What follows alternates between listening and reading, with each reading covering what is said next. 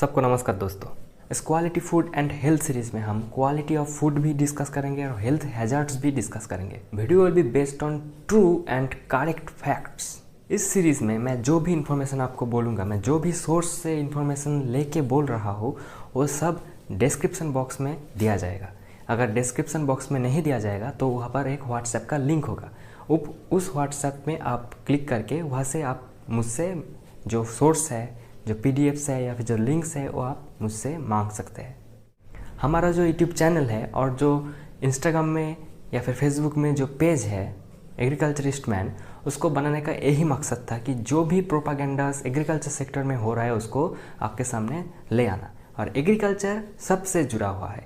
तो आज जिसके बारे में हम बात करने वाले हैं वो है न्यू गाइडलाइंस अबाउट डायबिटीज़। अब डायबिटीज़ का न्यू गाइडलाइन मतलब क्या है? इतना दिन से हम देख के आए हैं कि डायबिटीज़ एक बहुत ही ज़्यादा रफ्तार से बढ़ने वाला एक डिजीज़ बन चुका है।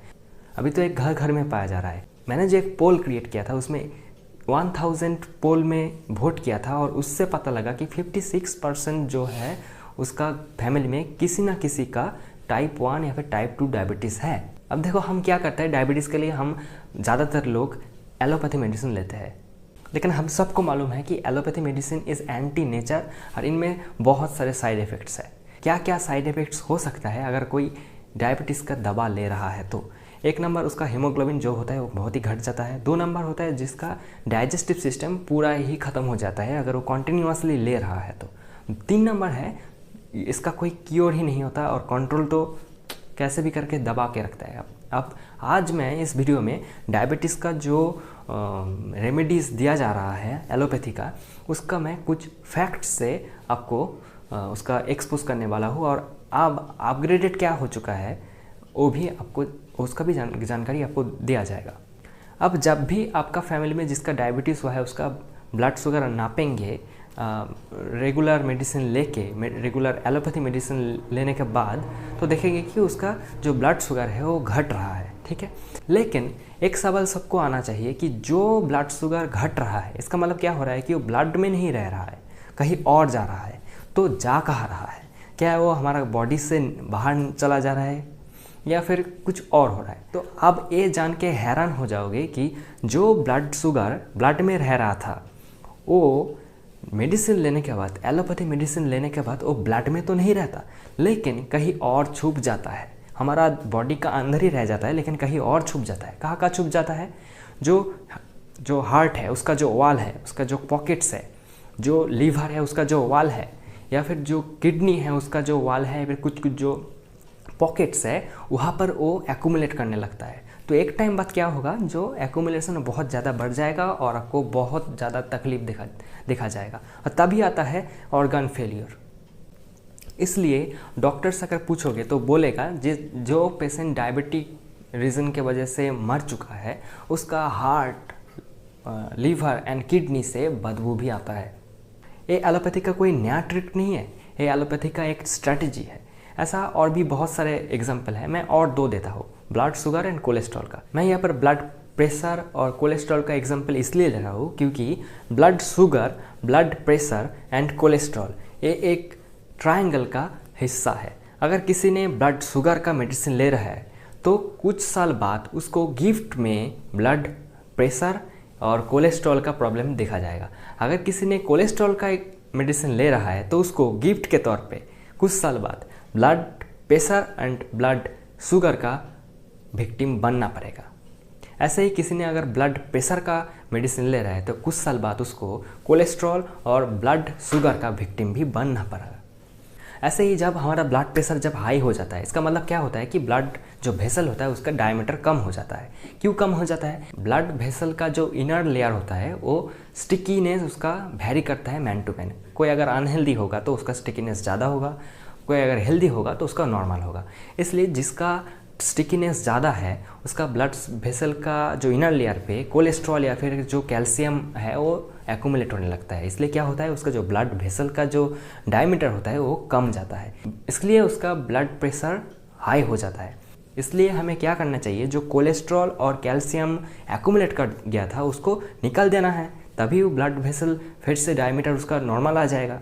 लेकिन हमारा जो एलोपैथी मेडिसिन है वो ऐसा नहीं करता। वो क्या करता है कि जो हार्ट का जो पंपिंग पावर है वो घटा देता है, यानी हार्ट को वीक कर देता है। अगर हार्ट को वीक कर दिया जाएगा तो ब्लड प्रेशर कहाँ पर क्या कम जाएगा ना, तो आपका मेज़रमेंट में क्या, आपका मेज़रमेंट में नॉर्मल दिखा जाएगा, लेकिन असल में तो प्रॉब्लम का सॉल्यूशन नहीं हो रहा है। ये कोई चमका देने वाला बात है, लेकिन ये कोई सच्चाई है, ये कोई झूठ नहीं है। सेम ऐसे ही कोलेस्ट्रॉल का मेडिसिन अभी तक किसी ने नहीं बनाया। कोलेस्ट्रॉल को घटाने का मेडिसिन किसी ने नहीं बनाया। फिर अगर पूछोगे कि कोलेस्ट्रॉल का अगर मेडिसिन नहीं बनाया गया तो कोलेस्ट्रॉल का जो विक्टिम है वो जब कोलेस्ट्रॉल मेडिसिन लेता है तो उसका मेज़रमेंट क्यों कम हो जाता है, मतलब उसका कोलेस्ट्रॉल क्यों घट जाता है। यहाँ पर भी वही सेम ब्लड प्रेशर और ब्लड शुगर में जैसा हमने देखे, यहाँ पर भी ऐसा ही कुछ घोटाला होता है। क्या घोटाला होता है, अगर आप देखेंगे कि कोलेस्ट्रॉल जो मेडिसिन है उसका केमिकल नेम है HMG कोएंजाइम इनहिबिटर। जो HMG कोएंजाइम है वो हमारा बॉडी में एक पाथवे को रन करता है और उसका जो एंड प्रोडक्ट निकलता है उनमें से एक है कोलेस्ट्रॉल। तो अगर आप HMG कोएंजाइम इनहिबिटर यूज़ करते हो तो क्या होगा, आपका जो पाथ था वो पूरा ही ब्लॉक हो जाएगा। यानी वो पाथ बहुत सारे स्टेप से बनता है, यानी बहुत सारे सब प्रोडक्ट भी निकलता है, और वो सारे सब प्रोडक्ट अगर निकलना बंद हो जाएगा वो आपके लिए, आपका बॉडी के लिए बहुत ही एसेंशियल होता है। अगर वो स्टॉप हो जाएगा तो आप सोचिए कि आपका हेल्थ हैजर्ड और भी बढ़ेगा या फिर कमेगा। आप देख सकते हैं कि कितने सारे सब प्रोडक्ट प्रोड्यूस हो रहा है। अब यहाँ पर देख सकते हैं कि CoQ10, heme A, dolichol, signalling protein and and में क्या बनता है, कोलेस्ट्रॉल। आप देख सकते हैं जो CoQ10 है वो आपका हार्ट के लिए बहुत ही ज़्यादा एसेंशियल है। जो हिम ए है वो असल में एंटी कैंसर है। जो डॉलिकॉल है वो नर्वस डैमेज से हमें प्रोटेक्ट करता है, और भी intestinal damage and muscle damage से भी ये डॉलिकॉल हमें प्रोटेक्ट करता है। जो सिग्नलिंग प्रोटीन है ये हमें बहुत ही ज़्यादा एसेंशियल है, किस लिए, ब्लड शुगर रेगुलेट करने के लिए और ब्लड प्रेशर को भी रेगुलेट करने के लिए। तो आप यहाँ पर देख सकते हैं कि एलोपैथी का जो स्ट्रैटेजी है वो कैसा है, इसलिए इसका इतने सारे साइड इफ़ेक्ट्स होता है। तो अब सबको डायबिटीज़ का जो ग्लोबल सिनेरियो है वो अब सबको ही मालूम है। तो इसलिए ACP ने, यानी अमेरिकन कॉलेज ऑफ फिजिशियंस ने blood pressure, blood sugar and cholesterol के लिए नया गाइडलाइंस पब्लिश कर दिया है। लेकिन शर्म की बात यह है कि हमें वो बताया नहीं जा रहा है, और हमें मालूम है कि कौन हमें बता नहीं रहा। जो फार्मास्यूटिकल कंपनीज है उसका जो लॉबी है बहुत ही स्ट्रांग होता है। तो चलो थोड़ा देख लेते हैं कि गाइडलाइन में डायबिटीज़ के लिए क्या बोला गया है। अब देखो, डायबिटीज़ 3 टाइप का होता है, diabetes type 1, diabetes type 2, diabetes type 3। Diabetes type 1 में इंसुलिन जो होता है वो बनता ही नहीं बॉडी पे। डायबिटीज़ टाइप 2 में इंसुलिन तो बन जाता है, लेकिन उसका जो रिसेप्टर सेल है वो काम नहीं करता। और डायबिटीज़ टाइप 3 में एक नया टाइप का डायबिटीज़ टाइप 2 है, जहाँ पर किसी का ब्लड शुगर बैलेंस खो देता है जब वो बहुत ही ज़्यादा दिन से ब्लड प्रेशर का या फिर कोलेस्ट्रॉल का दवा ले रहा होता है। तो इस गाइडलाइन में बोला गया है कि जो टाइप 2 और टाइप 3 डायबिटिक पेशेंट है उसको 3 दिन के लिए जो मेडिसिन वो ले रहा था उसको बंद कर देना चाहिए, और इस 3 दिन में उसको एक अच्छा हेल्दी डाइट लेना होगा। और वो डाइट का चार्ट अगर आपको चाहिए तो आप जो डिस्क्रिप्शन बॉक्स में जो व्हाट्सएप का लिंक दिया गया है वहाँ पर आप जाके मुझे पूछ सकते हैं। तो अब क्या होगा, 3 दिन के बाद 4th डे में आपको डायग्नोसिस करना होगा। सुबह उठ के ही आपका ब्लड शुगर नापना होगा, और फिर रात में सोने का पहले एक बार और ब्लड शुगर नापना होगा। इसके बाद उसका जो एवरेज होगा उसका वैल्यू अगर 250 से कम या फिर 250 निकला तो आपको सोचना होगा कि आप डायबिटिक पेशेंट बिल्कुल भी नहीं हो। अगर उससे ज़्यादा होगा तब आपको रेमेडी की ज़रूरत है। इस गाइडलाइन में एक इम्पॉर्टेंट बात यह है, अगर आपका ब्लड शुगर का वैल्यू 250 से ज़्यादा भी हो जाए तो आपको फिर से जो मेडिसिन आप ले रहे थे उसको लेने का कोई ज़रूरत नहीं है।